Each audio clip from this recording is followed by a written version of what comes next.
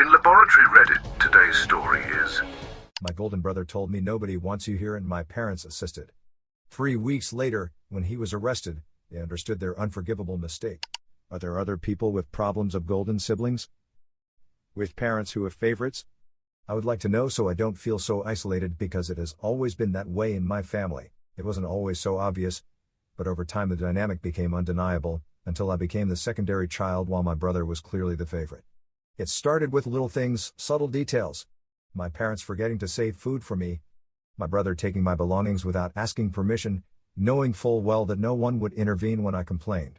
They never said directly that they didn't love me, at least not at first. But it wasn't necessary either. I could clearly perceive it and that was enough. I could tell from the way they spoke when I was present, from how my existence seemed to bother them or from the indifference with which they treated me. I tried not to make a big deal of it. Families aren't perfect, right? Maybe I was just being oversensitive. But this wasn't a case of oversensitivity, but of parents who valued a fly more than they valued me. I got good grades, I avoided trouble, and although I wasn't perfect, I think I was a good son to them. At least better than they deserved. My brother could do anything. He could answer rudely when he didn't like something, evade his domestic or school responsibilities, fail subjects. Nothing mattered.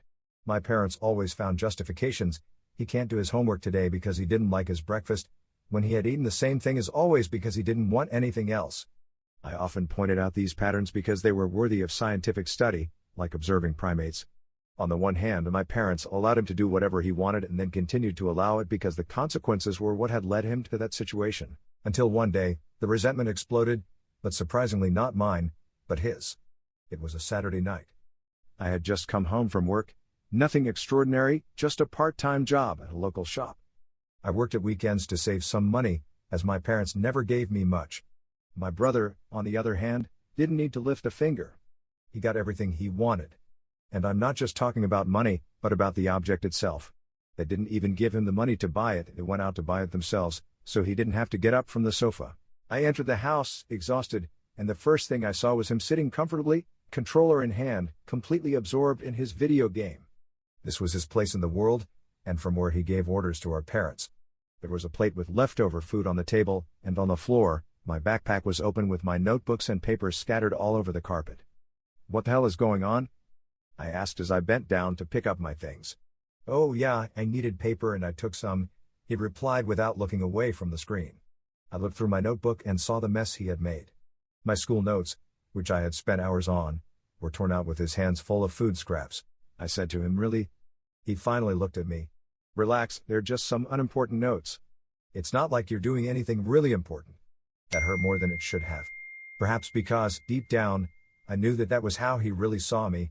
How everyone in the family saw me. "Where are they?" I asked angrily because I was losing patience. He chuckled. "I don't know, probably in the trash." I was used to these situations. They had become a pastime for my brother and my parents. But I don't know what was different that day. The work, how I felt, or the accumulated exhaustion made everything different. I walked past him on the way to the kitchen to see what I could retrieve from my notes and I muttered something like, "I don't know whether to look in the trash can or right here." That's when my parents came in and everything got considerably worse. My mother and father arrived laughing at some private joke. I don't know what it was about. But as soon as they saw me standing there, the atmosphere changed completely. "What's with that attitude?" my father asked. I showed him my destroyed notebook and replied, "Ask him." Pointing to my brother. He'd ripped up my notes and threw them away as if they were worthless. My mother barely looked in his direction. "It's just paper," she said, with a dismissive gesture. I watched them waiting for some phrase like "that was wrong" or "don't do it again," but nothing. My brother was already smiling triumphantly. "Yeah, it's just paper," he repeated, knowing he had already won. I turned to go upstairs, but my father's voice stopped me. "You know, that attitude is exactly why nobody wants to be around you." "I beg your pardon?" I asked, turning slowly. My mother sighed, as if she was already exhausted by my presence. "You exaggerate everything. You always play the victim, always causing trouble." "Causing problems?" I replied with an ironic laugh. "For expecting basic respect? For not wanting them to destroy my belongings?" My brother laughed openly as he commented, "Gosh, you're so dramatic." I was exhausted, so I confronted my parents. "You act as if I were the problem, but you don't even see what's going on. You just let him do whatever he wants." My father folded his arms, as if scolding me, because he's not constantly complaining. My brother leaned back comfortably, arms stretched behind his head, and smiled as he added, "Nobody wants you here, mate. You would expect your own parents to show some sense and finally say something reasonable, but no." They nodded, they really nodded. My mother remained silent, my father did not object. They just stood there, silent, as if they were sharing exactly the same thought and had nothing to add to what my brother had said. "Okay," I replied. I went upstairs to pack my things and left, but it didn't end there, and we are not even close to the end. Because the next morning, my phone wouldn't stop ringing with 12 missed calls. And that's when I knew that leaving had been the best decision I had ever made. I didn't answer the calls at first. I just stared at my phone, watching the notifications accumulate. It was entertaining. They were calls from my mother and father. For a family that didn't want me around, they now seemed quite desperate to contact me. I let it ring, I wasn't in a hurry. After leaving the night before, I didn't even have a definite plan. I had hastily packed my things into a sports bag and left. I stayed at a friend's house, where I had spent a few nights before. Although now it seemed a bit more permanent. Even he knew it, because he saw me arrive with my big bag. He just gave me a blanket and said, "You can stay as long as you need." He didn't even have to consult with his parents, who were completely on board, but there were the calls from my parents. And I had the the certainty, that it wasn't because they missed me. When the calls finally stopped, text messages started coming in. The first ones were exactly what I expected. My mother wrote, "You're being immature, it's time for you to come back." My father sent, "Enough of this nonsense, stop behaving like a little child." Clearly, the messages reflected their deep regret. As I did not reply to either of them, a new message arrived that explained this sudden change from not wanting me around to insistently calling me. My mother wrote, "Come back now, we have a problem." 10, 15, 20 minutes passed without a reply. I was curious about what had happened. I would even have been glad if something bad had happened, but I didn't reply. Finally my mother wrote, "Your brother has really messed up. Have you seen those moments in cartoons when a light bulb goes on for the character?" That's how I must have looked, because I had a brilliant idea. I'd lay back on the sofa, staring at my phone. So now they needed me. Interesting. I wasn't in a hurry to reply. Instead, I let them worry a little longer. If my brother had really messed up, then what had happened must be serious enough for my parents, who had never once taken my side, to now be looking for me desperately. After about 10 minutes of silence, more messages started to arrive. My father wrote, "We don't have time for your whims, just come back." My mother sent, "Please, this is serious, we're not playing around." I don't understand how this could be something serious, but it was making me laugh. Besides, when my problems were serious, they told me to get over it. But now that my brother was in trouble, suddenly it was urgent. I took my time to write my reply, always exaggerating everything. "You should get over it." A minute passed, then another, then my father called. I let it ring and rejected the call. A second later, I received a message. My father wrote, "You are being selfish with your brother who needs you." I was enjoying it enormously, I'm not going to lie. Selfish? How funny coming from him. Then my mother wrote again, "Your brother has been arrested." No joke. "We need you to come back immediately or at least call us." Well, now I was even more interested. Suddenly my morning had improved considerably. I told my friend what was happening. He raised an eyebrow. "Are you sure?" "I thought you were done with them." "Oh, definitely, but I need to see this with my own eyes." 15 minutes later, I arrived in front of my house. My father was pacing nervously on the porch, phone in hand, looking more stressed than I had ever seen him. My mother was sitting on the steps, her head in her hands. For the first time there was no laughter, no derogatory comments, just pure panic and silence. Well, some internal laughter on my part. I took my time to approach them, then I said casually, "Who wants to explain to me what happened?" My father turned sharply. "Where the hell have you been?" I looked at him as if the answer was obvious and replied, "Not here, just like you wanted." He clenched his jaw, but before he could reply, my mother intervened. "Your brother," she said, "stole something from the wrong people." Now I was confused. I asked, "The wrong people? Are there any right people to steal from?" My mother replied, "Don't be clever, my son is in serious trouble because of this." My father ran a hand across his face as he explained, "Some kids at the arcade, where he usually spends his time. We don't know the details, but they called the police. He's in custody now." I was laughing because when they said he had robbed the wrong people, I imagined they would be from some criminal organization. It wouldn't make sense when it came to my brother, but it also didn't make sense that these wrong people were just teenagers playing around. Although come to think of it, the wrong thing probably meant that he wasn't stealing from me. That would have been perfectly fine for them, but when it comes to someone who can report him. Fortunately, my parents didn't get angrier because I laughed, but they kept looking at me, waiting for an answer. Which they got, and what do you expect me to do about it? My mother looked at me in desperation. We need money for a lawyer, something for bail. We need your help. In less than 24 hours things had changed radically. They didn't want me there, it was a nuisance, but now they needed me, even though I didn't need them anymore. Now they looked at me as if I were their only hope. And in a way, I was. I stuck my hands in my pockets with an air of importance and said to them, "So let me get this straight." They told me I wasn't welcome, they let my brother treat me like dirt, they didn't care when I left, but now that he's in trouble, suddenly they remember I exist. The answer came from my father, "This has nothing to do with that. We're talking about your brother. He's not ready to spend time in jail. We need to get him out of there as soon as possible." I kept laughing, although I tried to adopt an expression of concern. I asked them, "Are you afraid that another inmate is? Well, giving him a special welcome?"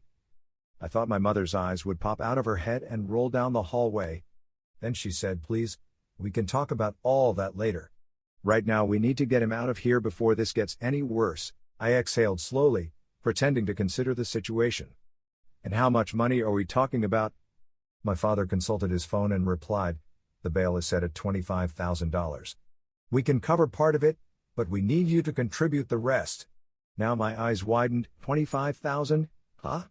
That sounds serious. My mother seemed to perk up slightly. "So will you do it?" "Oh, absolutely not." Their faces fell so fast I almost felt sorry for them. "Almost." "Excuse me?" My father replied indignantly. I shrugged. "It's not my circus or my monkey behind bars receiving attention from the inmates." My mother's voice broke. "Enough games. He's your brother." I corrected her. "No. He's your son. And they made it very clear that I was never part of this family. I hope he still has the paper he stole from me yesterday. Maybe it will help him plan an escape." My father took a step towards me, looking at me with contempt. "Do you think you're proving something? Do you think this is funny?" I looked at him directly without blinking. "Yes. But I also think it's fair." My mother reached out her hand trying to hold me back. "We'll pay you back." I backed away. "Do you think I trust you? The people who threw me out without thinking twice?" My mother's mouth opened and closed like a fish's. It moved but made no sound.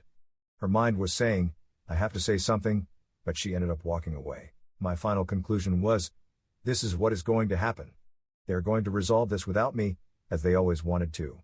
Now I'm leaving, as I was told to do, and I don't want my phone to be flooded with messages or calls. I turned around to leave. Behind me, my father shouted, "Don't you dare walk away like that." But I replied, "Watch how I do it." That night I was sitting at my friend's house checking my phone while enjoying a delicious greasy burger from my favorite place. It was quiet, the kind of evening I hadn't had in years living under that roof.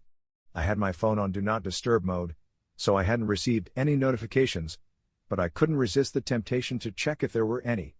And what a surprise, my family hadn't given up. My mother had sent 3 messages in a row. "We can come to an agreement. Please let's talk because your brother is still in jail. We're struggling to raise the money. Please, we know we were harsh before, but we're family." I almost choked on my soda. Now we were family, now they cared. That was hilarious. I was considering whether to reply when another message appeared. This time from my father. I realized that my habit of thinking so much about whether or not to reply gives them time to write more. "Look, we can pay you back. You just need to trust us." At least you have to admit that they're desperate. They're really asking me to trust them when they shouldn't even trust themselves. Just as I was about to put the phone down to watch a movie, another message came through. It was from my mother, but written by my brother. He must have asked her to pass it on to me. Come on, are you seriously going to let me rot in here? What a question, because if I were the judge, that's exactly what I would do. But I would probably be lenient and get him some cellmates. Oh, this was getting better by the minute. These last few hours had been so chaotic and fun thanks to my brother, for which I will always be grateful. So I sent a message to my mother to pass on to him when I saw him. "You told me nobody wanted me around. I'm just respecting your wishes." Sent, read, and no reply. I smiled to myself, stretched my arms and took a bite of my burger. Life was finally smiling on me. The next morning I woke up to an avalanche of messages. Rubbing my sleepy eyes, I unlocked my phone and started to check them. Apparently, the situation was getting worse for the family. "We had to sell your father's TV and golf clubs. Your mother is furious with me. I hope you're satisfied. Please, we don't know what to do anymore. A full hour passed before my mother finally let go of her pride and sent another message. Please. We're really struggling. I let her wallow in that despair for a few minutes before replying, I'll tell you what. I'll help you on one condition. She didn't hesitate for a second. Whatever. My response was to demand a public apology in the family group, but an extensive one. I want everyone to acknowledge every horrible thing they've said to me, and I want them to thank me for helping.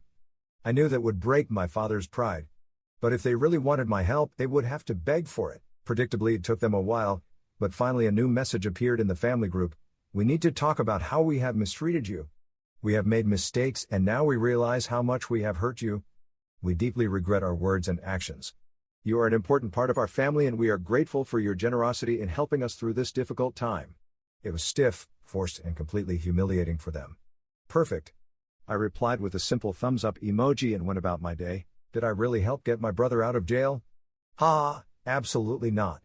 But at least I finally got the apology I always deserved. The following week, I received a call from my brother in the penitentiary. He was growling as he said to me, I can't believe you did this. I thought you were a better person. I laughed again. I hadn't laughed like that for a week. It wasn't a malicious laugh. It was more the kind of laugh you have when the universe gives you exactly what you deserve. I asked him, better than what? I'm just giving you what you wanted. You told me you didn't love me, remember? So now you're staying exactly where you belong. I could hear the sound of metal doors closing in the background. Until my brother's voice interrupted, you can't do this. Are you really going to leave me here? I deliberately made him wait for my answer, because I knew I would have limited call time, which would increase his anxiety. Finally I said to him, you know what? I had considered helping you. I really thought about it, but I was told that they treat you so well there that I decided to leave you a little longer. I'm sorry, now it's my turn to enjoy my life, knowing that I'm here living my own way, while you're locked up. Enjoy your stay. When I hung up the phone, I was dying of laughter. I don't know how he got my number, as I doubt I remembered it, but I imagine that two people could have given it to him. Either way, it doesn't bother me because it has provided me with some good moments of fun. I don't know what will happen to my brother in the end if they will get enough money to free him. But they still have to consider the lawyer's fees, which will be an uphill battle for them. I don't know why, but I have a feeling the laughs are not over yet. Update 1. My parents raised enough money to get a guarantor to lend them the rest so they could free my brother. He still has to face trial for having stolen from the wrong people, as my parents say, but he can wait in freedom until then. The process will take a few months, but I wanted to give you an update before then. For those of you asking about my current situation, where I live and my future plans, I'm 4 months away from turning 18. I'll be living at my friend's place until then, and after that I'll have to fend for myself. I don't have any big plans because I doubt I'll even qualify for a partial scholarship, so my chances of attending university are very slim. But difficulties have never stopped me. I've survived 17 years with my parents, which goes to show, so I'll find a solution. Now let's move on to the fun moments. When he came out of his confinement, which lasted 3 weeks in total, he was eager to tell me a few things. This update is about some of those messages and my responses. I thought that if I could laugh with him, it's only fair that you should be able to too. My brother's first message was, you'll pay for this, you left me rotting in jail. To which I replied, if you've rotted in a few days, maybe it's because you were already pretty bad when you went in. There are more messages in between, but most of them weren't that funny, or I couldn't think of anything witty to reply. Another message from him was, you should be careful, because I've learned a few things in prison. I replied, that's good, but I'm not interested in finding out what kind of sentimental things you learned from your cellmates. And if this was a threat, maybe the prosecutor in your case would be interested in knowing, so he can do his job more easily and send you back to your friends, who are surely missing you at the moment. I didn't receive a message from him for 3 days. And finally, look, I know you think you're very intelligent, but deep down you know that not having our parents' affection has affected you, and that's why you act like this. But my response made him stop writing to me for a week. You like to receive affection from inappropriate people. You do it with our parents who have an unhealthy love for you, and prison probably helped you discover that there are other kinds of affection. You should plead guilty and accept all charges. You obviously miss all that affection because you've been out and you're irritable. In my humble opinion, you long to be locked up with people who gave you special attention. Were these the best exchanges? In my opinion, yes. When my brother's trial is over, I may share another update. Update 2. I don't have any funny messages this time because I eventually stopped responding to my brother. I know they were entertaining, but it has been more valuable to ignore him.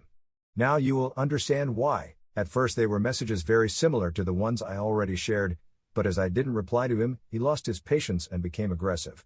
So I compiled all the messages and presented them to the police. Part of the conditions of his bail was not to harass anyone, which is exactly what he did when he robbed the wrong people. So, when I showed all the evidence of his messages to the authorities, can you guess where my brother ended up? You are correct. But also imagine where my parents' money went. When you break the conditions of your release, you lose the amount of the bail, not only what my parents raised but also what they owe the guarantor. You can imagine how happy I was on the way to the police station, practically jumping and singing because I knew exactly what would happen. As a result, my brother waited in prison for over a month until his trial. And my parents will now have to sell a lot more than just a few golf clubs. I'll talk about that later. First, the trial. My brother was found guilty of robbery, extortion, threats, and enjoying the company of large men too much. Well, that last charge didn't officially exist, but we all know he's guilty anyway. With 2 additional years in prison, he will continue to deteriorate and search for that inappropriate kind of affection that he seems to need so much. I was about to publish when I went back to the beginning and realized that I forgot to mention my parents and their debt. The $25,000 bail debt, the interest, and the lawyer's fees. The first time they had to sell their golf clubs, now they sold both cars and several household items. They organized a yard sale. Among the items for sale was my brother's console, which I thought I could get at a good price. Besides, I wanted to help since it was for a good cause. So I offered less than they were asking for it. My parents weren't happy to see me there or with my offer. They wanted me to at least offer more than the asking price to help cover my brother's bills. I told them I only had $100 and that I was taking a risk, knowing the kind of dirty hands my brother had when he used it. So they agreed to sell it. Then I put it on eBay and sold it for $200, the easiest profit of my life. I felt like I was on one of those TV shows. Some of the $200 went back into my savings, but I also used my earnings to buy 2 of my favorite burgers. And it only took me 1 afternoon to buy it, clean it, photograph it, and find a buyer. Thanks, bro, from whatever prison you're in. It's a very thoughtful gift you've given me. And I know it came from the heart, which makes it even more valuable. I will treasure it all my life.